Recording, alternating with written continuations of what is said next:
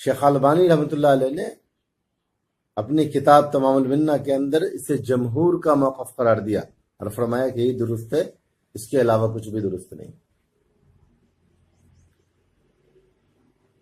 اس کے بعد کچھ لوگ شیخ البانی کی بھی بات لے کر کے آئے، شیخ علامہ البانی کی بات لے کر کے آئے اور کہا دیکھو علامہ البانی نے کیا فرمایا ہے کہ یہ اہتمام چاہتا ہے کہ تمام اسلامی ممالک اس پر اتفاق کریں، اور پھر آگے فرمایا اگر ایسا نہیں ہوگا تو پھر کیا ہوگا کہ ایک ہی ملک میں لوگ اختلاف کریں گے۔ اس لیے شیخ البانی رحمۃ اللہ علیہ نے رائے دی کہ ہر لوگ اپنے علاقے اپنے ملک کے ساتھ روزے کا آغاز کریں، کیونکہ اس سے امت میں اختلاف ہوگا۔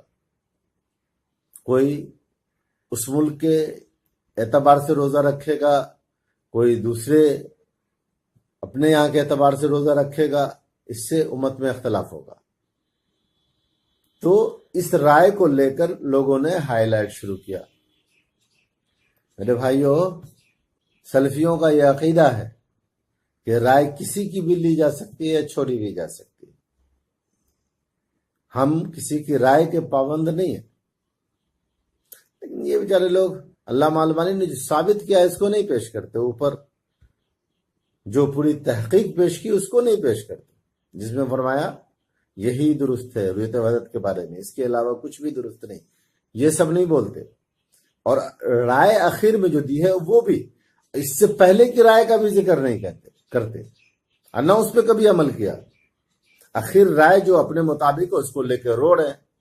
علامہ البانی نے تو فرمایا، شیخ البانی نے تو فرمایا کہ اسلامی ممالک کو چاہیے کہ اس پر اتفاق کرے، تو یہ کبھی توفیق ہوئی آپ کو؟